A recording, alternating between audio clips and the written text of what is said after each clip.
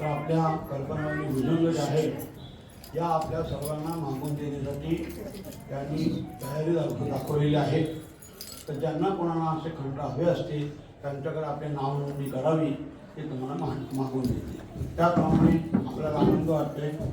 आता नुकतंच माहिती मिळाली की धनश्री आणि प्रणिताताई आपल्या त्र्यंबकेश्वर गावाबद्दलचं विस्तारपूर्वक माहिती देण्याचं पुस्तक नुकतंच प्रकाशित करणार आहे.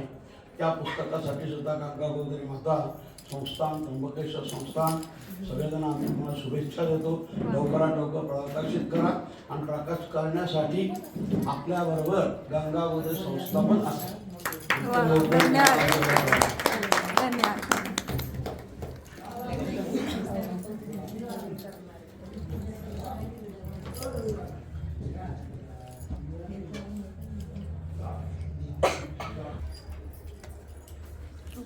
गंगा गोदावरी माता की जय. जिथे गोदावरीचं उगम स्थान आहे असं आपलं त्र्यंबक गाव, जिथून ज्ञानाचा झरा सुरू होतोय, अशा गंगा गोदावरी मंदिर संस्थेचे मी शतशः नमन करते. त्यांचे खूप आभार मानते सुरुवातीलाच की त्यांनी आम्हाला सगळ्यांना ही जी संधी उपलब्ध करून दिली आहे. त्यामुळे या झऱ्यात थोडी थोडी भर पडते. आपण म्हणतो ना, संस्कार जसे झुरतात म्हणजे थेंबे थेंबे तळे साचे, तसं आम्ही पहिल्या थेंबापर्यंत काल काकूंनी म्हटलं तसं दूध आहोत. तर दुधापासून ती प्रोसेस आमची सुरू झालेली आहे सगळ्यांची. त्यात तुमच्या सगळ्यांची साथ आहे. असा सुजन श्रोतेवर्ग मिळणं आजच्या काळात खूप कठीण आहे. तुमच्या सगळ्यांचे सुरुवातीलाच आभार. माझा आजचा विषय आहे श्रीराम महात्म्य. मंगल स्तवन करून मी सुरुवात करते विषयाला. वक्रतुंड महाकाय सूर्यकोटि समप्रभ निर्विघ्नं कुरु मे देव सर्वकार्येषु सर्वदा. रामाय रामभद्राय रामचंद्राय वेधसे रघुनाथाय नाथाय सीताया पतये नमः. नभासारखे रूप या राघवाचे, मनी चिंतिता मूळ तुटे भवाचे. तया पाहता देह बुद्धी पुरेना, सदा सर्वदा आर्त पोटी पुरेना. प्रभू श्री रामांचे स्वरूप हे आकाशासारखे आहे. त्यांचे चिंतन मनोभावे केल्यास जीवनातील दुःख नाहीसे होते. त्या स्वरूपाचे वर्णन झाल्यावर देह बुद्धी उरत नाही. ते स्वरूप किती वेळा पाहिले तरी तृप्ती होत नाही. याचा अनुभव नुकताच आपण सगळ्यांनी घेतलेला आहे की ते रूप बघताना तृप्ती होत नाही. आपला हिंदू धर्म संस्कृती सर्वार्थाने समर्थ आहे, विश्वात्मक आहे. आपल्या माऊलींनी देखील जेव्हा मागणे मागितले, एवढीशा म्हणजे लहान मुलांच्या एवढ्याशा त्या माऊली, त्यांनी मागणं मागताना संपूर्ण विश्वासाठी मागितलं. आता विश्वात्मके दे, फक्त मला नको देऊ, या संपूर्ण विश्वाला दे, असे मागणे मागणारी ही आमची संस्कृती आहे. हा माझा, तो माझा, माझ्यासाठी दे, माझ्या मुलांसाठी दे, हे मागणं आपल्याला कधीही कुणी शिकवलेलं नाही. वसुधैव कुटुंबकम चे संस्कार आपल्यावर आहेत. आता हेच बघा, जर संपूर्ण विश्व हे घर आहे असं आपण मानलं तर या घराचा दिवाणखाना म्हणजे अमेरिका. या घरातल्या सुंदर वस्तू म्हणजे आपण शोकेस म्हणतो ना, असे ठिकाण जिथे आपलं मन रमतं ते म्हणजे स्वित्झर्लंड, ऑस्ट्रिया. आणि विज्ञानशीलता ते म्हणजे जपान. दुकान म्हणजे आपण काही खरेदी करतो, वस्तू ठेवतो जे आपल्याला आवडतात त्या आपण कलेक्ट करतो, असं ठिकाण म्हणजे युरोप.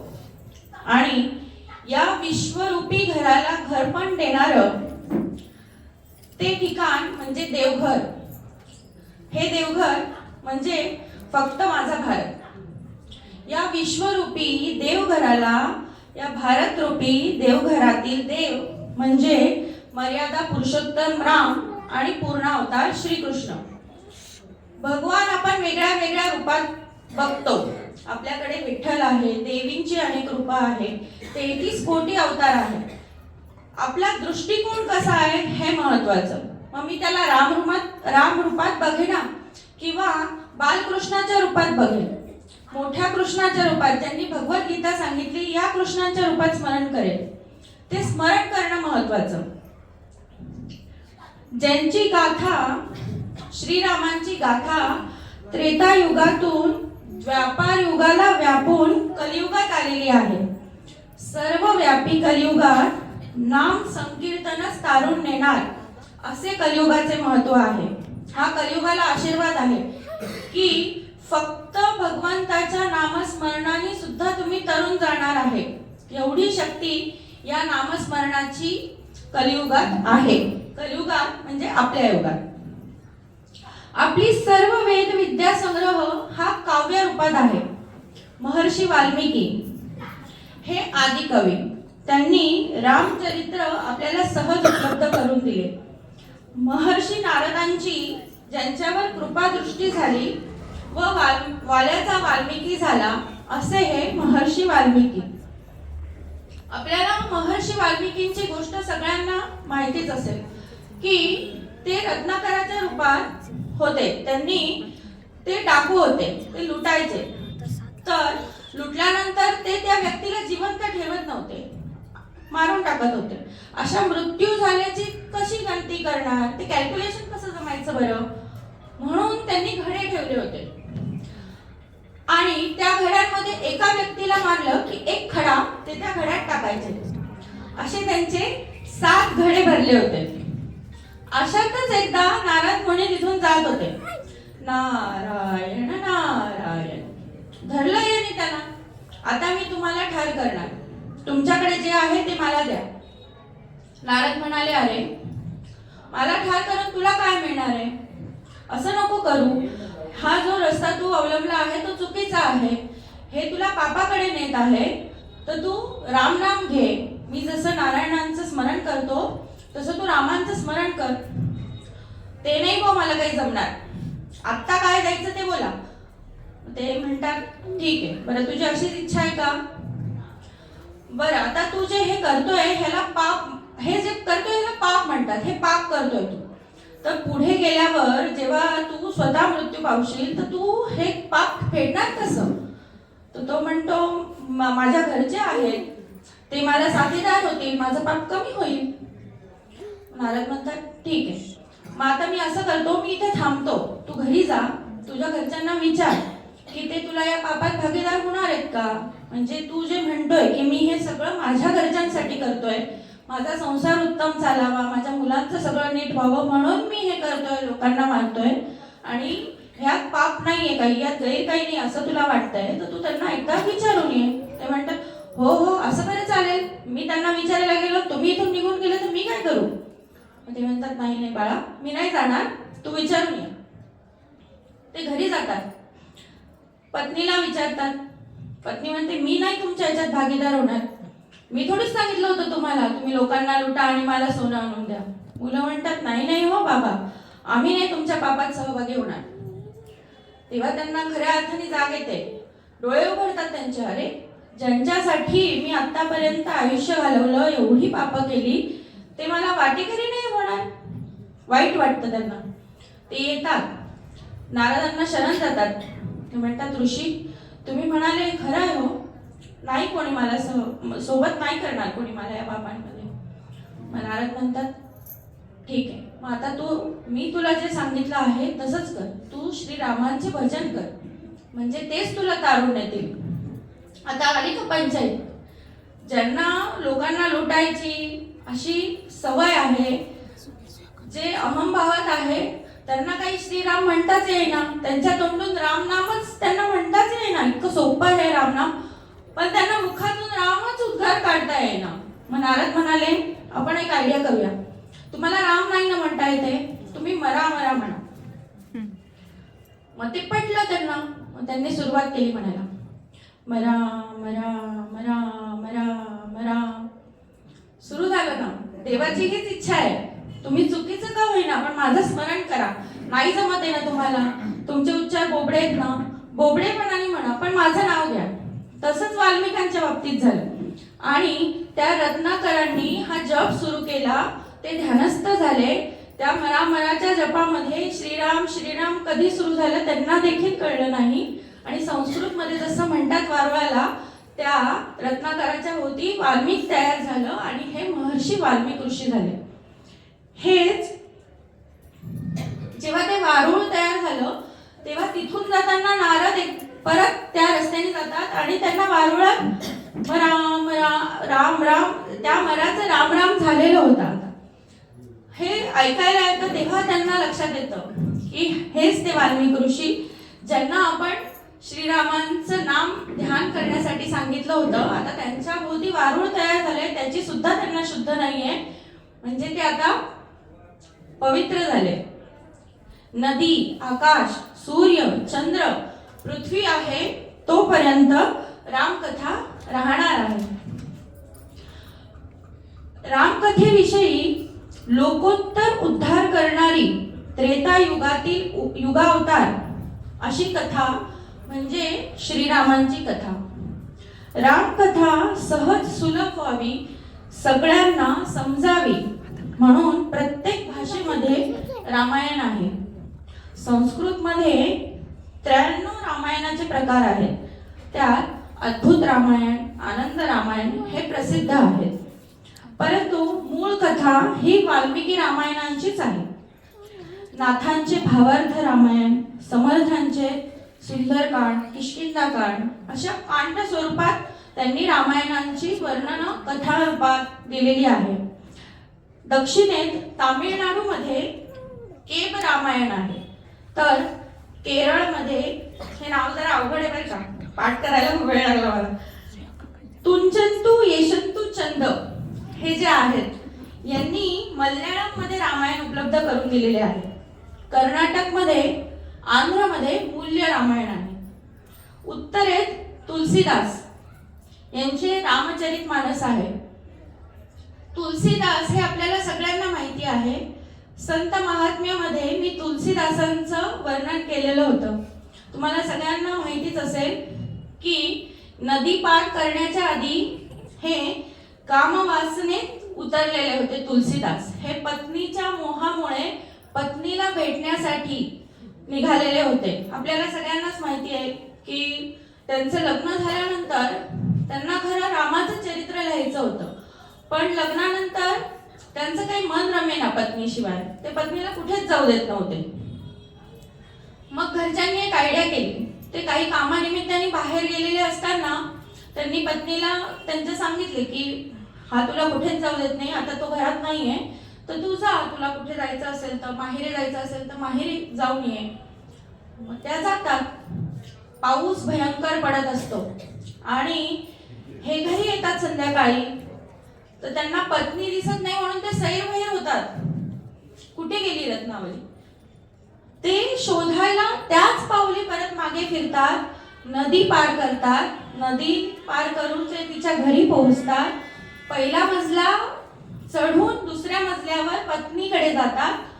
तेव्हा पत्नीला प्रश्न पडतो, अरे बापरे, एवढ्या पावसात, एवढ्या वादळ वाऱ्यांमध्ये तुम्ही माझ्यापर्यंत आलेच कसे काय? ते म्हणतात काही नाही, मी नदीत मला लाकडाचा एक तुकडा मिळाला, त्याच्यावर बसलो, नदी पार केली आणि इथे मला वाटलंच तू माझी वाट बघत असशील म्हणून तू बाहेर जी दोरी लावलेली होती ना तिला धरून मी वर चढलो. बापरे, पत्नी घाबरते त्यांची आणि ते सगळे पत्नीच्या घरचे बाहेरचे जे असतात ते शोध घेतात की हे इथपर्यंत आले कसे. तर जे लाकडी ओंडका त्यांना लाकूड वाटत असतं ते प्रेत असतं, जे नदीत तरंगत असतं, आणि ज्याला चढून ते वरती येतात ना तो साप असतो. तेव्हा त्यांची पत्नी त्यांना विनंती करते, अहो माझा देह आज तरुण आहे, उद्या वार्धक्य येणार, हा देह असा राहणार नाही, मग मला मृत्यू येणार. माझ्यासाठी तुम्ही एवढे कष्ट करून येऊ शकता, तर जे राम नाम तुमचं जीवन उद्धार करणार आहे त्यासाठी तुम्ही कष्ट नको का करायला? लख प्रकाश पडतो. त्या पावली परत फिरतात आणि तेच हे तुलसीदास ज्यांनी आपल्याला रामचरितमानस सहज सुलभ करून दिले. पश्चिमेत गिरिधर रामायण आहे. ओडिसामध्ये कृत्तिवास रामायण, प्राकृतमध्ये पौमचरित रामायण, काश्मीरमध्ये डोंगरी रामायण, तिकडची भाषा डोंगरी आहे काश्मीरची. गुरु गोविंद सिंगांनी सुद्धा आपल्या सगळ्या शीख बंधूंना, शिष्यांना रामचरित मानस, रामायण, राम कळावे म्हणून गोविंद रामायण तिकडे आहे. सर्वव्यापी असं असलेला वाल्मिकीय प्रतिभा हे रवींद्र टागोरांनी लिहिले आहे. रवींद्रनाथ टागोर. महाकवी कालिदास यांचा रघुवंश तर आपण अभ्यासतो आहे. आर्यावृत्तामध्ये 108 रामायणांची निर्मिती मोरोपंतांनी रचली आहे. राम कथा ही आचरणात येण्यासारखी आहे म्हणून या सगळ्या भाषा म्हणजे हे सांगण्याचा उद्देश की रामासारखं रूप आपल्या प्रत्येकाच्या घरात असावं, ते व्यक्तिमत्व आपल्यामध्ये यावं, यासाठी प्रत्येक भाषेने, प्रत्येक संतांनी प्रयत्न केलेले आहे. कारण हे रूप आचरणात आणण्यासारखं आहे. ते सहज सुलभ व्हावं, ते छोट्या मुलांना कळावं, मोठ्यांपर्यंत नेहमी स्मरणात असावं, त्यासाठी वेगळ्या वेगळ्या भाषांमध्ये त्याची निर्मिती झालेली आहे. श्रीकृष्ण कथा ही आपलं मन मोहून नेते, पण ते आपण ते रूप आचरणात आणू शकत नाही. रामांचं रूप आपण आचरणात आणू शकतो. स्वामी विवेकानंद म्हणतात की रामचंद्र आचरता येणार आहे, पण सीता माता पुन्हा होणे नाही.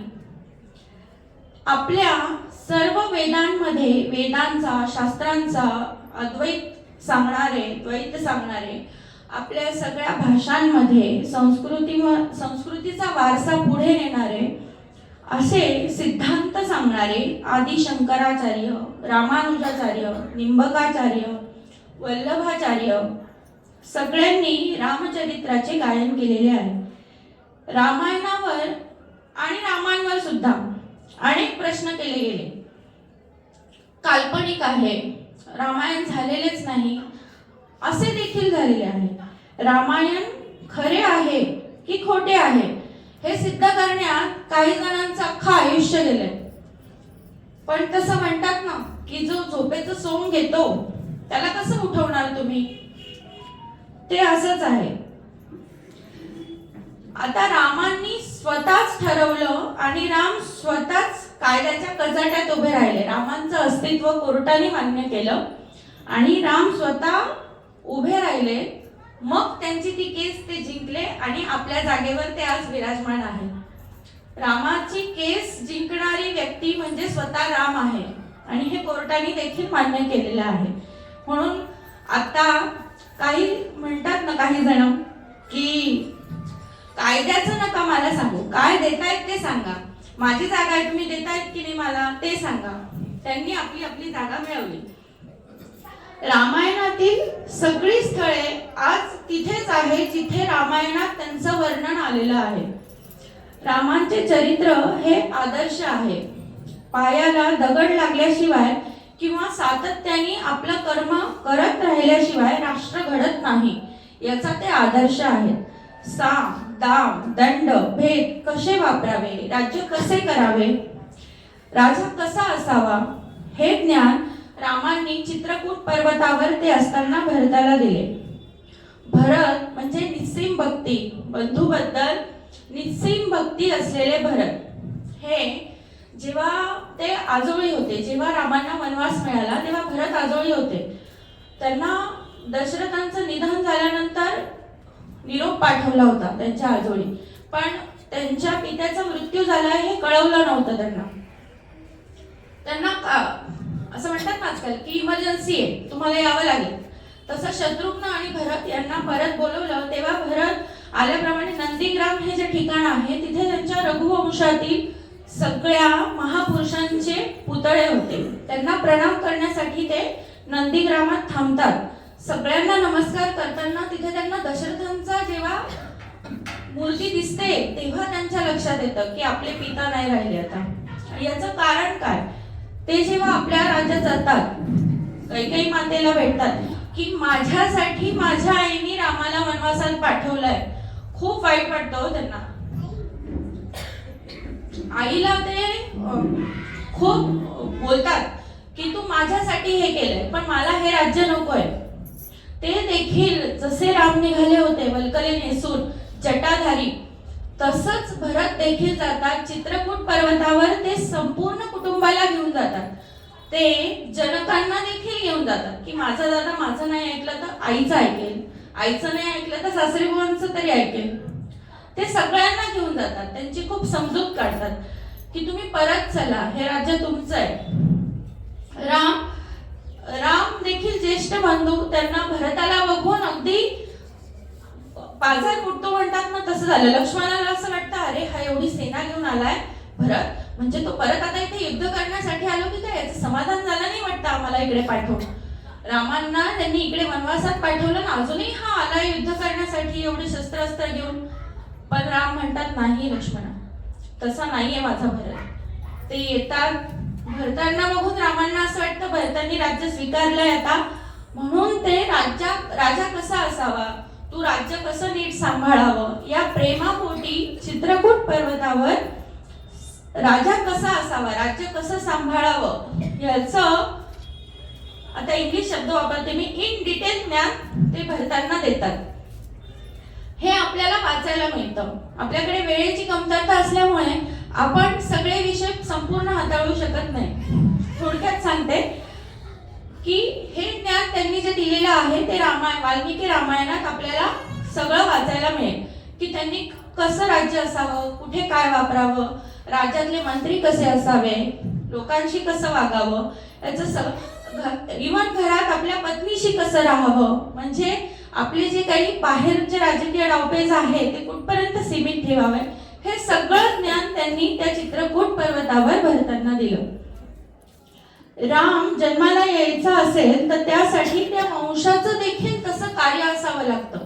म्हणजे देव पण विचार करतात की मी कुठे जन्म घेणार आहे, त्या घराण्याचा इतिहास पण तसा असावा लागतो. अशा इक्ष्वाकू वंशात या रामांचा जन्म झाला, जिथे रघुराजा होते, राजा हरिश्चंद्र होते, असे सूर्यवंशी ज्यांना शोभेल असेच दिव्य तेज म्हणजे राघव. राम एक वचनी, एक वाणी, एक पत्नीव्रता. राम पत्नीव्रता, लोकाभिराम होते. ज्या कैकेयी मातेने त्यांना सगळ्यात जास्त स्नेह दिला, जिच्या जवळ झोपण्यासाठी ते रात्री रडायचे कौसल्या मातेजवळ, त्यांना स्वप्न यायची कैकेयी मातेची. आणि मग ते कैकेयी म्हणजे रामायणात हे वर्णन आहे, कौसल्या माता त्यांना रात्री उठून कैकेयी मातेकडे घेऊन जायची की घे हा तुझा मुलगा. इतकं उत्कट प्रेम कैकेयी मातेने रामांना दिलं. आणि त्याच कैकेयी मातेने रामांसाठी वनवास मागितला, तो त्यांनी हसत हसत स्वीकारला. पण याच कैकेयी मातेचा पुत्र भरत याला वाईट वाटलं, त्यांनी आपल्या आईला सुद्धा पापिनी म्हणून संबोधले.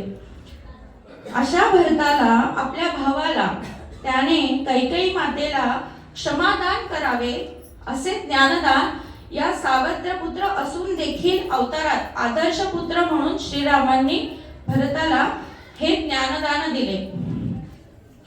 रामकृष्ण हरी या मंत्रामध्ये फार अर्थ आहे.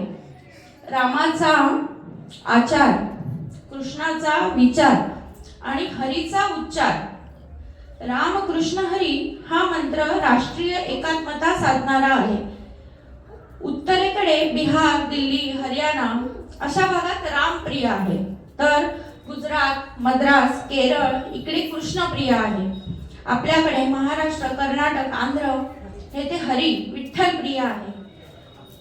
संत म्हणतात, तुकाराम महाराज म्हणतात, माझा भारत अखंड अखंड राहो, कायम अखंड राहो. संत महात्मे सतत आपल्याला याची जाणीव करून देत असतात की आपली सांस्कृतिक वारसा किती संपन्न आहे. रामकृष्ण हरी, जय जय रामकृष्ण हरी या गजरात आपण आत्ता होतोच. 3-4 दिवस वारकरी संप्रदाय आपण जवळून अनुभवतो. राम, त्यांचे नाम, त्यांचे रूप, त्यांचे धाम सर्व सच्चिदानंद रूप आहेत. राम नामाने भूतकाळ तारले, वर्तमान तारत आहे आणि भविष्यातही तेच आपल्याला तारते. आपल्याला रामायणाच्या श्लोकाची गोष्ट तर सगळ्यांना माहितीच आहे की रामायणाचे श्लोक यांची विभागणी झाली. देव, राक्षस, मनुष्य अशी शंकरांनी जेव्हा विभागणी करून दिली तर त्यात 2 अक्षरं शेवटी उरली. ती 2 अक्षरं शंकरांनी स्वतःसाठी ठेवून घेतली. ती 2 अक्षरं म्हणजे राम. शिव ही रामांची पूजा करतात आणि राम शिवांची पूजा करतात. शंकर हे सतत राम नाम घेत असतात. एकदा पार्वती शंकरांना क्षीरसागराच्या काठी गप्पा मारत असताना तुम्ही सतत ज्या रामांचे नाव घेतात त्यांचे महत्त्व विचारले. आता तुम्हाला सांगते, धनश्रीताई लेलेंची व्याख्यानं तुमच्यापैकी बऱ्याच जणांनी ऐकली असतील. तसंच मला पण त्यांचं एकदा ऐकताना विचारायला त्या नेहमी म्हणतात की हे देव त्यांच्या प्रत्येक गोष्टीत अशी सुरुवात असते की श्री विष्णू लक्ष्मी एकमेकांशी गप्पा मारत असतात. मग त्या असं विचारतात. ही पण गोष्ट अशीच सुरू झाली की शंकर पार्वती बसलेले असतात, ते गप्पा मारतात आणि मग त्या विचारतात. म्हणजे ज्यांना एवढ्या भवसागराची चिंता करायची असेल असे हे नवरा बायको गप्पा मारत असतात आणि त्या साध्या सुध्या गप्पा नसतात. त्या गप्पांमधून आपल्याला आपल्या प्रश्नांची उत्तरं मिळतात. तर असो, आपण बघत होतो की ते बसलेले असताना राम नामाचे महत्त्व विचारतात. शंकर सांगू लागले, परंतु त्यांना निद्रा देवी प्रसन्न झाल्या. सतींना त्यांना झोप लागली. आता मग हे तत्वज्ञान ऐकण्यासाठी साक्षात विष्णूंनी मच्छिंद्रनाथांचा अवतार घेतला. मच्छिंद्रनाथांनी हा मंत्र गोरक्षनाथांना दिला. गोरक्षनाथांनी गहिनीनाथांना दिला. गहिनीनाथांनी निवृत्तीनाथांना दिला आणि निवृत्तीनाथांनी म्हणजे संत श्रेष्ठ निवृत्तीनाथ, चित्सूर्य निवृत्तीनाथ जे गुरुबंधू आहेत ज्ञानेश्वर माऊलींचे, त्यांनी तो ज्ञानेश्वरांना दिला. ज्ञानेश्वरांनी तो आपल्याला दिला. सर्व संतांना राम नाम आवडते. राम रक्षेमध्ये श्लोक आहे की विष्णूंचे सहस्रनाम याबरोबर एक रामनाम आहे. म्हणजे एखाद्याला विष्णू सहस्रनाम नाही म्हणता येते तर त्यांनी राम नाम सतत म्हणावे. राम रक्षेबाबत एक गोष्ट आहे बुधकौशिक ऋषींची की बुधकौशिक ऋषी हे असे ऋषी होते की जे शंकराचे ध्यान कधी थांबते आहे आणि मग ते आपल्याला तत्वज्ञान देत आहेत. यासाठी जेव्हा सगळे ऋषी बसलेले असतात त्यात शेवटी फक्त बुधकौशिक ऋषी तिथे शिल्लक राहतात आणि शंकर ध्यानातून जागे झाल्यानंतर रामरक्षेचं जे दान देतात ते बुधकौशिकांना मिळतं. ते बुधकौशिक ऋषींनी आपल्याला दिलेलं आहे. राम रामेति रामेति रमे रामे मनोरमे सहस्रनाम तत्तुल्यम राम नाम वरानने. एका शिक्षकांनी राम नामाचे महत्त्व शाळेत मुलांना सांगत होते. ते आपल्याकडे ही संस्कृतीच आहे. आपण उदाहरणं देतो, आपण सांगतो मुलांना तू हे कर, तू ते कर, तू बस. असं कोणालाच आवडत नाही. आपल्याला तर नाहीच आवडत, लहान मुलांना देखील आवडत नाही.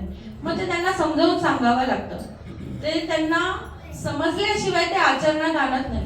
तसंच हे काम आपले शिक्षक करतात, गुरु करतात. एकदा शिक्षक हा दृष्टांत आहे. शिक्षक गोष्ट सांगत असतात मुलांना आणि राम नामाचं महत्त्व सांगत असतात. ते सांगतात, मुलांनो राम म्हटले ना की राम म्हटल्याबरोबर आपल्या अंतःकरणातील सर्व पापे बाहेर जातात. बस का? एक मुलगा उभा राहिला, गुरुजी राम म्हटल्यावर बाहेर जातात, मग मचं काय? मग गुरुजी म्हणतात, अरे राम म्हटल्यानंतर हे पाप काही आपल्याला सहज सोडून जात नाही. म्हटल्याने ते परत येऊ शकत नाही. म्हणजे चांगले विचार जे असतात ना ते तुम्हाला करावे लागतात आणि वाईट विचार पटकन येतात.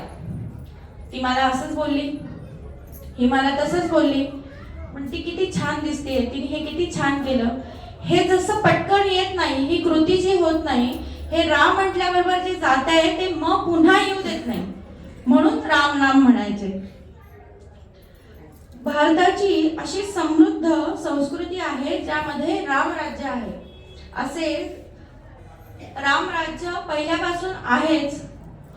तर स्वामी विवेकानंद हे जेव्हा विदेशात जातात, तर स्वामी विवेकानंदांच्या गोष्टी आपल्याला सगळ्यांना माहीतच असतील की ते सतत भगव्या वेशात असायचे. विदेशातही ते गेले, त्यांनी विदेश गरजवून टाकला हे आपल्याला सगळ्यांना माहिती. पण ते त्या वस्त्रांमध्येच गेले. तिथे त्यांनी जेव्हा गेले तेव्हा तिथले जे ऑर्गनायझर होते त्यांनी सांगितलं की तुम्ही कोट घातला पाहिजे, तुम्ही टाय बांधला पाहिजे, तुम्ही भारताला रिप्रेझेंट करताय, तर तुम्ही हे भगवे कपडे न घालता कोटमध्ये या. तर स्वामी विवेकानंद म्हणतात, जिथे चरित्र हे कर्तृत्व दाखवते तिथे वस्त्र नाही दाखवत. राम सुद्धा पूर्ण वनवासात वल्कले धारण करून होते, जटाधारी होते. ते त्यांच्या म्हणजे राजा या अवतारात नव्हते, हे आपल्याला सगळ्यांनाच माहिती आहे. त्यांचं कर्तृत्वच इतकं होतं की तिथे वस्त्रांना काही किंमत राहत नाही. रामराज्य म्हणजे नक्की काय? तर झाले रामराज्य काय उन्हे आम्हासी, धरणी धरी पीक गाई गोवळ्या म्हैसी, स्वप्नी ही दुःख कोणी न देखे डोळा, नामाच्या गजरे भय सुटले कळा. म्हणजे राम राज्यात कोणाला दुःख नाही, स्वप्नात सुद्धा दुःख नाही, सर्व सुखी आहे. भूमी भरपूर पीक देते आहे, पाऊस वेळेवर आहे, गाई म्हशी भरपूर दूध देत आहे, सर्व ऋतू अनुकूल आहे. ऋतू अनुकूल असणं किती महत्वाचं आहे हे आता आपण अनुभवतोय की एखादा ऋतू जरी जास्त कमी झाला तरी किती भयंकर प्रलय येतो हे आपण बघतोच आहे. तर अशा रामराज्यात सर्व ऋतू अनुकूल आहे. ऋषींचे 7 प्रकार आहेत. ऋषी मुनींचे त्यात ऋषी, राजर्षी, देवर्षी, कंडर्षी, श्रुतश्री, महर्षी आणि ब्रह्मश्री या ऋषीजनांचे राम राज्यामध्ये अनुबंध बांधलेली यंत्रणा रामायणात आपल्याला बघायला मिळते. वसिष्ठ ऋषी ज्यांनी आपल्याला योग वसिष्ठ सारखा ग्रंथाची देणगी दिलेली आहे. राम लहान असताना गुरुगृही गेले. गुरुगृहातून तपस्व्यांना भेटून ते जेव्हा परत घरी आले अयोध्येत, तर ते शांत होते, निस्तेज होते, नैराश्यात होते असे दशरथांना जाणवले. तेव्हा ते अवघे 15-16 वर्षाचे असतील. पण हे दशरथांना जाणवले की हा शांत आहे. पहिला राम जो गेला होता तो परत आल्यानंतर तसा नाहीये. आणि त्याच वेळात महर्षी विश्वामित्र रामांना मागण्यासाठी आले. त्यांना यज्ञ करायचे होते. त्या यज्ञांना राक्षस त्रास देत होते. त्या त्रासातून वाचवण्यासाठी तुम्ही रामांना माझ्या बरोबर पाठवा अशी मागणी घेऊन विश्वामित्र दशरथांकडे आलेले होते. दशरथांनी रामांच्या नैराश्याच्या विषयी वसिष्ठांशी वार्तालाप केलेलाच होता. त्यात विश्वामित्र आले. पित्याचे मन होते. दशरथांनी सांगितले की राम माझा लहान आहे, त्याला संपूर्ण ज्ञान नाहीये. मी शास्त्रांनिशी तुमच्या बरोबर येतो, माझं सगळं सैन्य घेतो, तुमचे रक्षण करण्याची जबाबदारी मी घेतो. तुम्ही रामांना नका नेऊ, मी स्वतः तुमच्या बरोबर येतो. पण विश्वामित्र ठाम होते की मला रामांनाच न्यायचे आहे. आता ते तिघही असताना राम नैराश्यात आहे हे या दोघांनाही माहिती होते. म्हणून मग ते तिघही बसले आणि त्यांनी रामांना विचारले. तोच हा ग्रंथ योग वसिष्ठ. स्वामी गोविंद देवगिरी म्हणजेच व्यास यांच्या श्रीराम कथामृत या पुस्तकात याचं थोडक्यात वर्णन आलेलं आहे. ते जसं आलंय तसंच मी तुम्हाला आता थोडक्यात वाचून दाखवते. ही कर्माची कटकट मनुष्याला फार फार दुःखी करते. ती त्याला निरंतर दुःख देते. कर्मातून वासना निर्माण होतात, वासनांची फळं असतात आणि हे चक्र कधीच संपत नाही. वासनेतून कर्म निर्माण होतात, कर्मातून नवनवीन वासना निर्माण होतात. बालपणात पराधीनतेचं दुःख असतं. बालपणी काहीच करू शकत नाही कोणी, ते आपल्या अधीन असतात. यौवनामध्ये इच्छांच्या अपूर्तीचे दुःख असते. म्हणजे तरुण मुलांना वाटत असतं मी हे करू, मी ते करेल, मी चंद्रावर जाईल, नाही करता येत. ते इच्छांच्या अपूर्तीचं दुःख तारुण्यात असतं. वार्धक्यामध्ये देहाच्या दौर्बल्याचं दुःख असतं. म्हणजे वार्धक्यापर्यंत येईपर्यंत आपल्याकडे समृद्ध साठा असतो, पण आपलं शरीर साथ देत नाही. अनेक गोष्टी कमवायच्या आणि एक दिवस सगळं इथेच ठेवून निघून जायचं. हे सगळं नैराश्याचं तत्वज्ञान, हे विचार ते अवघ्या 15व्या-16व्या वर्षी करत होते.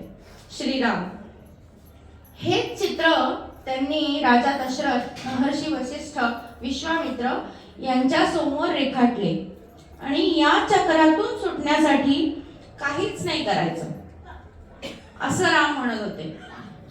तेव्हा वसिष्ठांनी त्यांना दिव्य उपदेश केला. ज्याप्रमाणे श्रीकृष्णांनी भगवद्गीतेत अर्जुनाच्या साशंक मनाचं निरसन केलं, त्याचप्रमाणे योग वसिष्ठामध्ये रामांच्या सर्व प्रश्नांची उत्तरे, त्यांच्या सगळ्या शंकांचं निरसन महर्षी वसिष्ठांनी केलं. वसिष्ठ म्हणतात, आपली बुद्धी ही शीतल असावी. म्हणजे हे रामांचं जे तत्वज्ञान आहे, योग वसिष्ठ हा ग्रंथ आहे, यात संपूर्ण तत्वज्ञान आपल्याला वाचता येऊ शकतं. ते एका तासात सांगण्यासारखं नाही. रामांच्या चरित्राविषयी एका तासात सगळं सांगणं म्हणजे अशक्यप्राय आहे. त्यांच्या एका एका कृतीसाठी आपल्याला भागवतासारखा सप्ताह करावा लागणार आहे. आपण थोडक्यात मी थोडासा जो अभ्यास केला आहे तो मांडण्याचा हा प्रयत्न आहे. योग वसिष्ठ हा ग्रंथ खरोखर सगळ्यांनी वाचण्यासारखा आहे. वसिष्ठ म्हणतात की आपली बुद्धी शीतल असावी, डोकं शांत ठेवावं, आणि हे डोकं शांत ठेवण्यासाठी ही रामकथा आहे. रात्री झोपताना आपल्याला जसं चिंतांचं गाठोडं आपण बाजूला करून झोपतो, तसं आयुष्यभर ते गाठोडं आपण सोबत घेऊन फिरत असतो. आपल्याला मुक्ती मिळत नाही, आणि मुक्ती म्हणजे ती काही वस्तू नाही की जी आपण भगवंतांचं स्मरण केलं त्यांनी आपल्याला दिली. ही ती काही वस्तू नाही. तुकाराम महाराज सांगतात की नाही देवापाशी मोक्षाचे गाठोडे, आणूनी निराळे द्यावे हाती. म्हणजे लोकांना असं वाटतं ना की बापरे, घरात खूपच कटकट आहे, चला पंढरपूरच्या वारीला. पण पंढरपूरला जाऊन तिथे तुमचं मन आहे का? नाही, तुमचं मन घरात आहे. काय केलं असेल मुलांनी? खाल्लं असेल की नाही काही? मी त्यांना सांगून आलो होतो हे एवढं करून ठेव, केलं असेल की नाही? तर ते तुमचं मन शांत राहिलं पाहिजे. मन अशांत असेल तर ते तुम्ही कुठेही जाते अशांतच राहणार आहे. मनाचा वेग कमी करण्यासाठी वसिष्ठ मुनींनी रामांना 4 उपाय सांगितलेले आहेत. सत्संग, वासना त्याग, अध्यात्म शास्त्र विचारणा आणि प्राणस्पंद निरोध. योग वसिष्ठच्या उपदेशाने श्रीराम आनंदले. त्यांनी साष्टांग नमन केले आणि श्रीरामांच्या त्या शंकांमुळे आपल्याला हा दिव्य ग्रंथ प्राप्त झाला.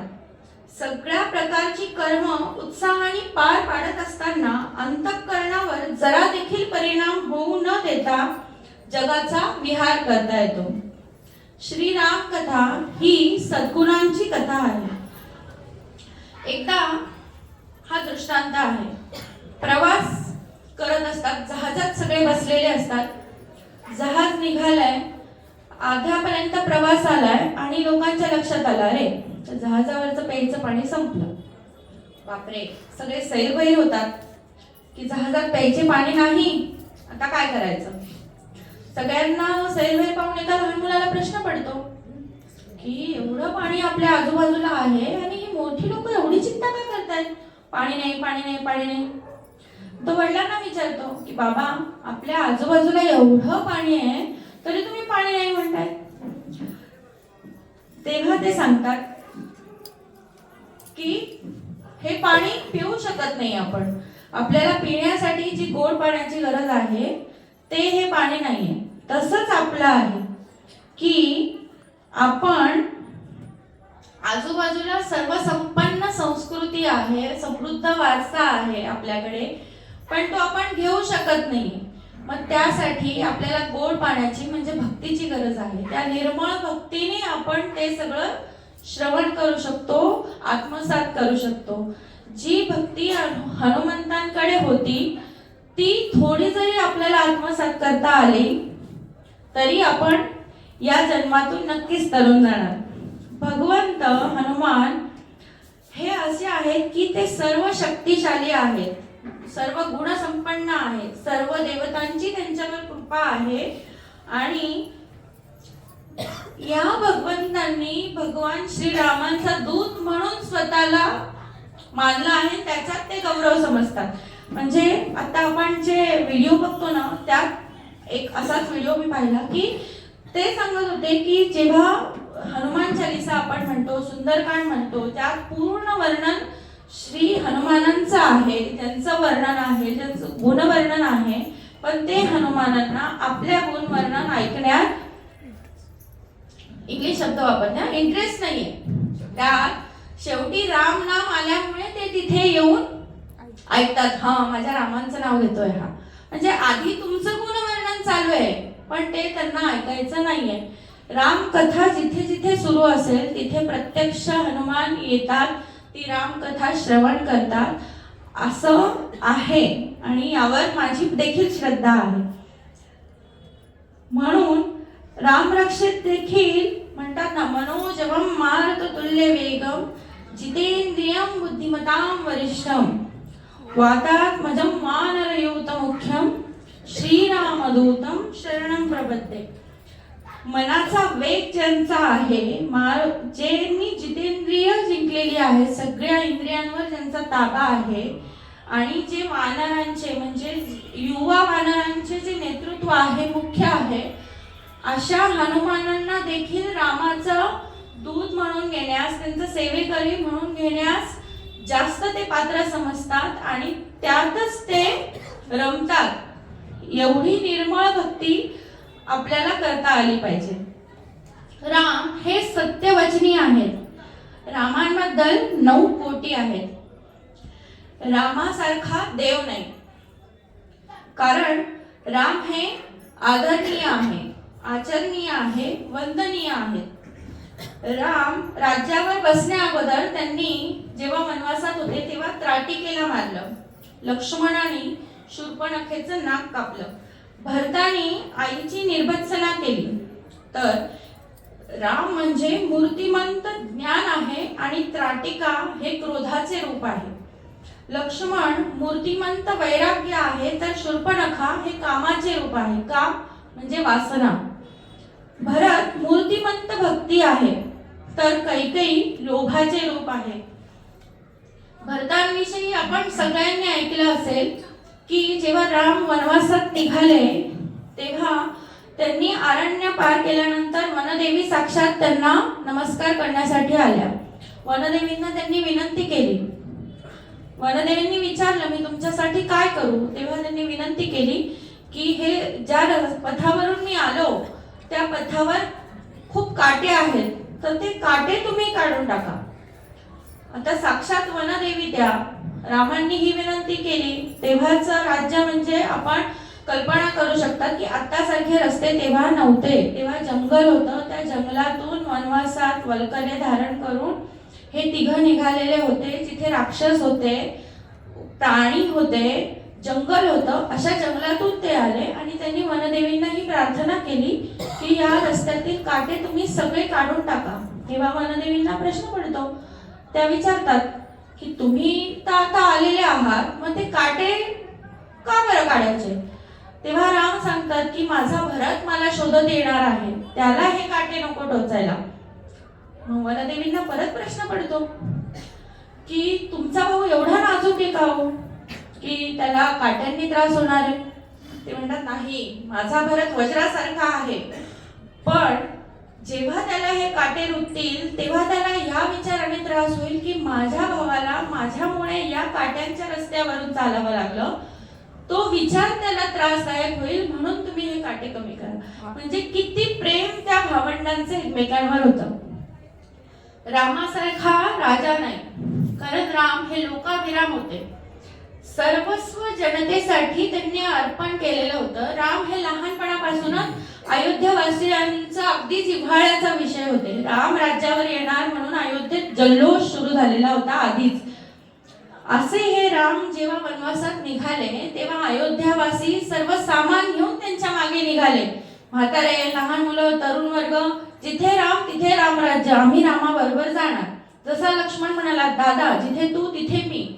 सीतामाई म्हणाल्या, जिथे माझे पती तिथे मी. तसेच हे अयोध्यावासी सगळं सोडून जायला तयार होते की आम्हाला हे नको घरदार, आम्ही तुमच्या बरोबर येणार, जिथे तुम्ही तिथे आम्ही.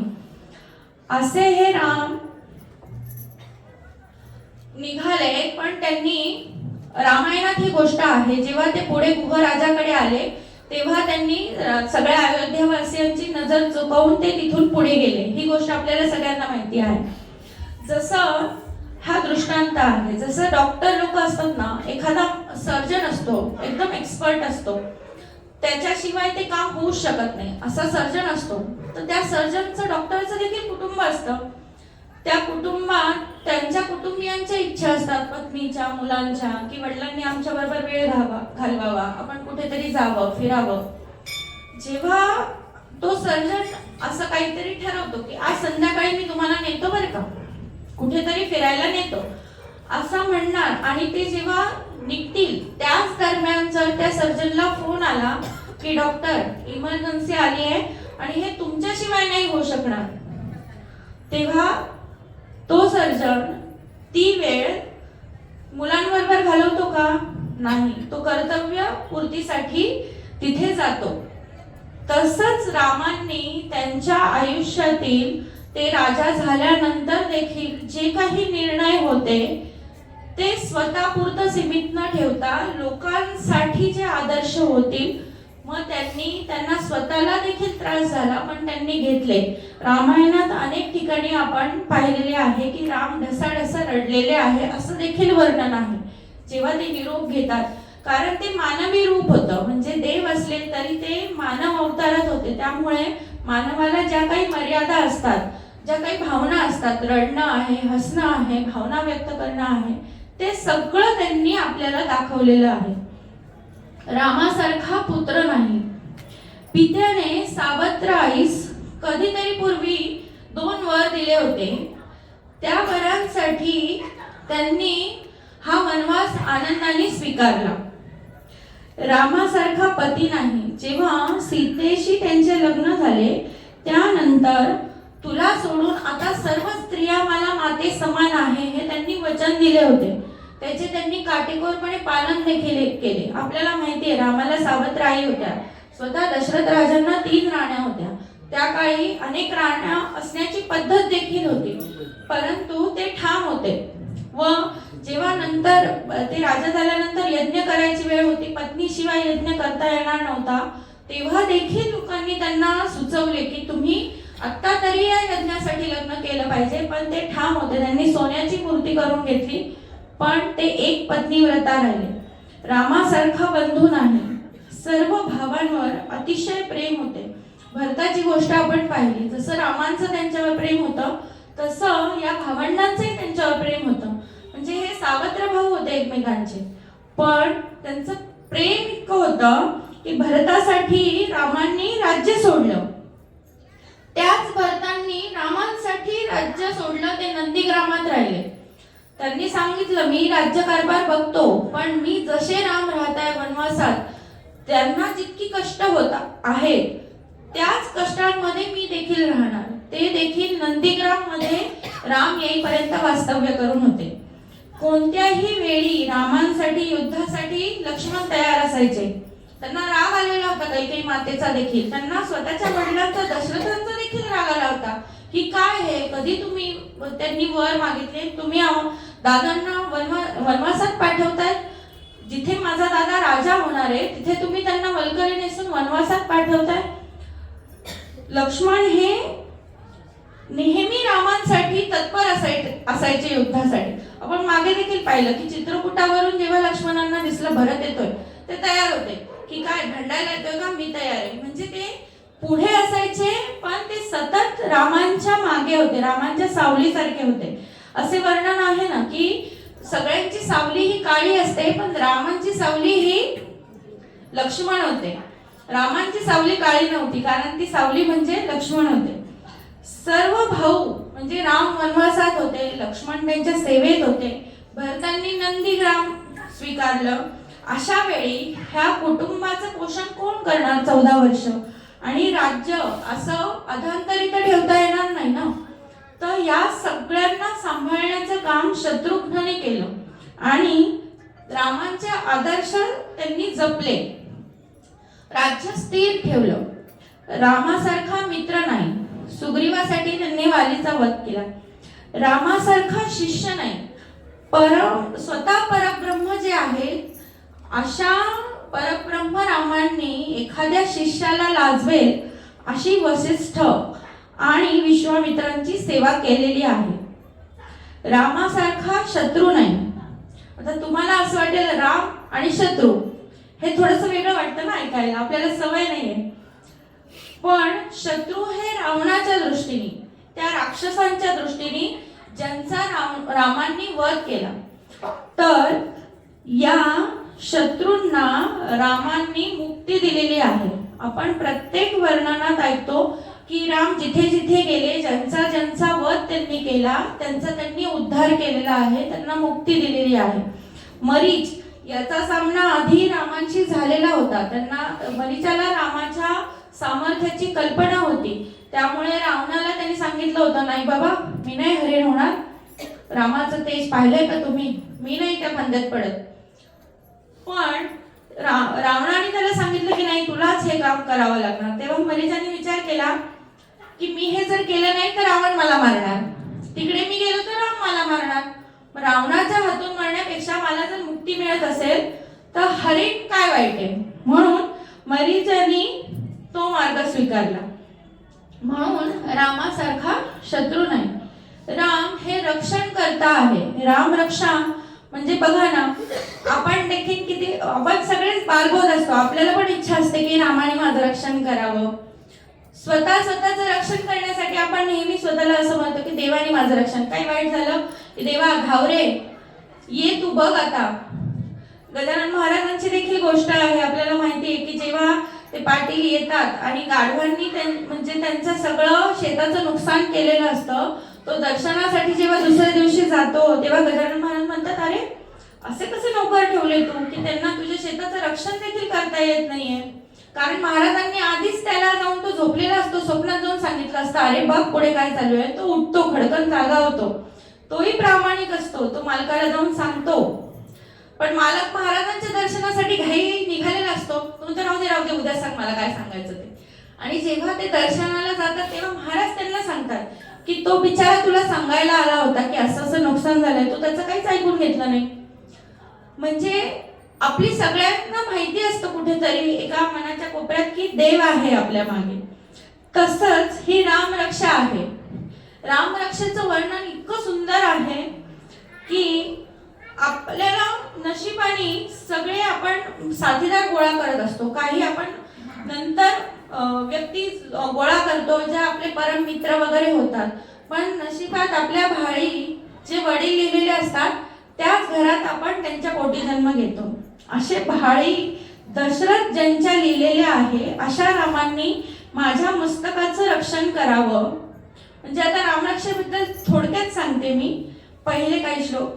तर कौसल्या म्हणजे रामांच्या आई, आपल्याला गांधारीची गोष्ट माहिती आहे की जिने म्हणजे डोळे बंद होते जिचे, आणि मुलगा तिचा वाचणार होता म्हणून तिने ती तपश्चर्या भंग केली आणि मुलाला सांगितलं की तू माझ्या समोर ये. म्हणजे तिचे नेत्र आहेत एवढे वात्सल्यपूर्ण आहे. आपल्या आईचे नेत्र आपल्याला माहिती असतं, आईची नजरच सांगते आपल्याला सगळ्यांना की चिडली आहे की नॉर्मल आहे, कसं जाऊ शकतो आपण आईजवळ, काही डिमांड घेऊन जाऊ शकतो का. आणि आपण काही चांगलं केलं की आपल्याला आईच्या नजरेतच कळतं, हा आई खुश आहे बरं का आपली. तसं या कौसल्या मातेनी माझ्या म्हणजे कौसल्या मातेच्या रामाने माझ्या नेत्रांचं रक्षण करावं. असं रामरक्षेत रामांच्या प्रत्येक श्लोकात त्यांचं वर्णन केलेलं आहे की शिरोमे राघव पातु भालम दशरथात्मजा कौसल्येय दृशो पातु विश्वामित्र प्रियश्रुती. विश्वामित्रांचं संपूर्ण म्हणजे ज्ञानभंडार जेव्हा विश्वामित्र रामांना घेऊन गेले युद्धासाठी तेव्हा ते अवघी 15-16 वर्षाचे होते. त्यांचं शिक्षण पूर्ण झालेलं नव्हतं, याची काळजी देखील होती दशरथांना. पण प्रत्यक्ष ज्ञानभंडार म्हणजे विश्वामित्र यांनी त्यांना सहज रस्त्याने तर नेलं नसणार आहे. त्यांनी तो ज्ञानभंडार त्यांना दिला, शस्त्र दिली, शास्त्र दिली, हे सगळं त्यांनी श्रवण केलं. अशा विश्वामित्रांच्या रामांनी माझ्या कानांचं रक्षण करावं असं पूर्ण वर्णन रामरक्षेचं आहे. राग ते आता पूर्ण घेता येणार नाही आपल्याला. राघवांनी अहिल्या मुक्त केली, शबरीला मुक्ती दिली, नवविधा भक्ती दिली आणि नम्र अशा या रामांनी शबरीने दिलेली उष्टी बोरे खाल्ली. आता राम वनवासात आले, त्यांना देखील आईची आठवण येत असेल ना, प्रेमाची त्या वात्सल्याची आठवण येत असेल. त्या शबरीकडे लक्ष्मणांना नव्हतं आवडलं की हे काय, माझ्या दादाला ही उष्ट करतीये, बोर आणि देतीये. दादानी कंदमुळं खाऊन अख्खा पूर्ण प्रवास केला आणि आता ही उष्टी बोर देतीये. पण रामांनी ती नम्रपणे वात्सल्याने त्याच प्रेमाने खाल्ली. हे आपल्याला सगळ्यांना माहिती आहे. वनवासात निघाल्यानंतर जेव्हा राजा गुहाच्या इथून त्यांना निरोप देऊन राम, सीता आणि लक्ष्मण हे निघाले, तेव्हा त्यांना गंगा नदी पार करायची होती. नदी पार करण्यासाठी आता होडीची गरज होती. त्यांनी बघितलं, एकच होडी नदीत दिसत होती. नावाड्याला श्रीरामांनी आवाज दिला, तो नावाडी काही येईना. मग लक्ष्मणांनी आवाज दिला, तरी तो येईना. परत रामांनी विनंती केली, शेवटी तो जवळ आला. मग लक्ष्मणांनी ते चिडलेले होते, आम्हाला सोडून द्या तिकडे, कधीच माझे दादा तुम्हाला विनंती करतायत. तो नावाडे म्हणतो, नाही नाही, मी तुम्हाला सोडणार नाही. ते म्हणतात, तुम्ही ओळखलं नाही का आम्हाला? तो म्हणतो, मी ओळखलं तुम्हाला. तुमच्या पदस्पर्शाने दगडाची बाई होऊ शकते, स्त्री होऊ शकते. माझ्या होडीला यांचे पाय लागले, होडीचं काय झालं तर मी काय करू? माझ्याकडे एकच होडी आहे, मी नाही नेणार तुम्हाला. मग आता आला का प्रश्न, काय करायचं? मी तुमचे पाय धुणार स्वच्छ, असं तुम्हाला मान्य असेल तर मी तुम्हाला नेतो. हा त्यांचा प्रेमळ संवाद सुरू असताना रामचंद्र लक्ष्मणाकडे आणि सीताबाईंकडे बघतात स्मित हास्य करून, आणि त्या दोघांनाही कळतं की राम का हसतायत. कारण हा केवट, हा जो नावाडी असतो, हा मागच्या जन्मी कासव असतो, वृद्ध कासव. तो समुद्रात जेव्हा असतो तेव्हा त्याला इच्छा होते की आपण भगवान विष्णूंचं दर्शन घ्यावं, त्यांच्या पादस्पर्श करावा आणि म्हणजे आपला उद्धार होईल, म्हणून तो जातो बिचारा. तर इकडे सीतामाई म्हणजे साक्षात लक्ष्मी विष्णूंच्या इथे बसलेल्या असतात पायाशी, आणि पुढे शेषशायी असतात डोक्याशी.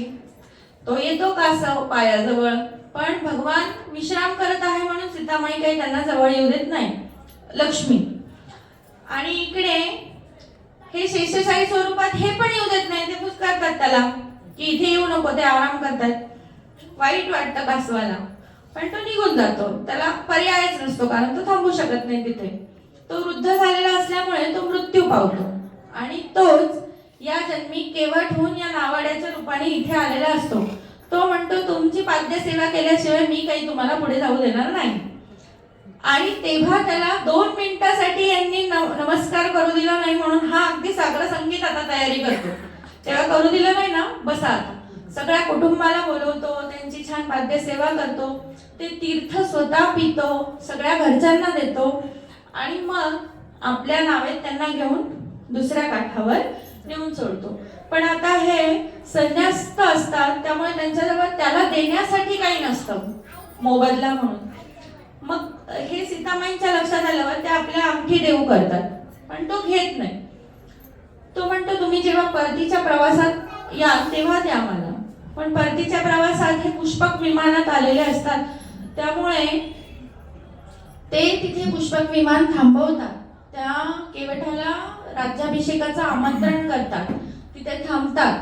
आणि हाच म्हणजे मागच्या जन्मीचं जे कासव असतं ते या जन्मी रामांचा परम मित्र होतात, आणि अयोध्येत जेव्हा रामांचा अभिषेक होतो, राज्याभिषेक, तेव्हा तिथे तो येतो, त्याचा तिथे म्हणजे सागर संगीत सत्कार होतो. म्हणजे आपण म्हणतो ना पूर्वजन्म, तर हे पूर्वजन्म आहे. आणि आपल्या सगळ्या कथांमध्ये प्रत्येक व्यक्ती कुठे ना कुठे त्यांच्याशी जोडला गेला आहे, आणि याचे संदर्भ आपल्याला आपण जेवढे चिंतन मनन वाचन करू तसे उकलत जातात.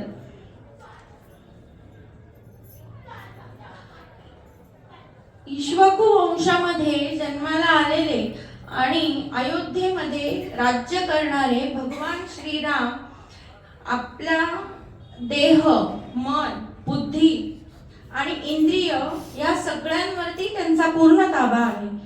परंतु त्यांनी मानव अवतार घेतल्यामुळे या मानवी अवतारात ज्या काही मानवाला मर्यादा असतात या सगळ्यांचं त्यांनी पालन केलेलं आहे. आपण मागे बघितल्याप्रमाणे जेव्हा सीतामाई दिसत नव्हत्या, सापडत नव्हत्या, तेव्हा ते प्रत्येक वेलीला, पक्ष्यांना, पानांना, फुलांना रडून विचारत होते की कुठे माझी सीता, कुठे माझी सीता. तेव्हा वरून शंकर आणि पार्वती बसलेले असतात. त्या पार्वतीला देखील वाटते की भगवंता शंकर, तुम्ही ज्या रामांचं स्मरण करता तो म्हणजे त्या रामांचं रूप इतकं कसं हो की ते स्वतःच्या पत्नीसाठी रडतायत. ते वेलींना विचारतायत माझी सीता कुठे, झाडांना विचारतायत माझी सीता कुठे. म्हणून त्यांना परीक्षा घ्यायची असते रामांची. त्या सीतेचं रूप घेऊन येतात त्या अरण्यात. पण आता हे प्रत्यक्ष भगवान मातेला बघितल्यावर ते पटकन ओळखतात आणि नमस्कार करतात की माते, तुम्ही माझी परीक्षा घेण्यासाठी आल्यात. तेव्हा सतींना म्हणजे पार्वतीजींना लक्षात येतं की नाही, या मानवी अवतारात हे असल्यामुळे यांना त्या मर्यादांचं पालन करणं आहे आणि आपण चुकलोय. आपण सीता मातेंचं रूप घेऊन आलो पण ते काही फसलेले नाहीयेत. असे हे आपण म्हणतोय अवतार तर आपल्याकडे दशावतार आहेत. हे दशावतार कसे, तर विष्णूंची पत्नी म्हणजे भूमी आपल्याला माहिती आहे. तर भूमीसाठी विष्णूंनी वारंवार अवतार घेतलेले आहेत. त्या दशावतारांपैकी जेव्हा भूमी निर्माण झाली तेव्हा प्रथम पाणी दिसले. मग पाण्यात काय असतं तर जलचर असतात. त्या जलचरांसाठी म्हणून मत्स्य अवतार आपल्याला दिसतो.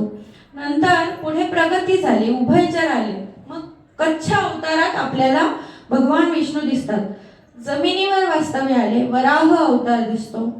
मनुष्य होण्याकडे प्रगती सुरू झाली म्हणून पशुपासून मनुष्यापर्यंतचा प्रवास दाखवणारे नरसिंह अवतार आले. बालरूप म्हणजे वामन अवतार आणि पूर्ण रूप म्हणजे परशुराम अवतार. आपण आचरणात आणावे असे चरित्र असणारे म्हणजे हे श्रीराम अवतार. आणि सतत गात राहावे ज्यांच्यात आपले मन रमते असे आपले श्रीकृष्ण अवतार. पृथ्वी म्हणजेच भूमी. या भूमीसाठी भगवंतांनी हे सगळे अवतार घेतलेले आहेत. अमेरिकेत भारतीय संस्कृती या विषयावर बोलत असताना एका भाषणात स्वामी विवेकानंदांनी हरिश्चंद्रांची कथा सांगितली. हरिश्चंद्र दानशूर होते हे आपल्याला सगळ्यांना हरिश्चंद्रांची कथा माहिती आहे. त्यांच्या स्वप्नात आलं की आपण संतांना, महात्म्यांना, त्या महर्षींना आपलं राज्यदान केलंय म्हणून उठल्यानंतर त्यांनी राज्यदान केलं. आता ही गोष्ट स्वामी विवेकानंदांनी दृष्टांत देताना तिथे सांगितली. तर तिथे त्या ननला प्रश्न पडला.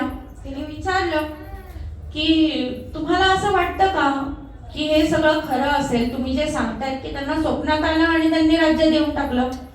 कारण त्यांच्याकडे ही प्रथा नाही ना, त्यांच्याकडे देण्याची वृत्तीच नाही, घेण्याची वृत्ती आहे फक्त.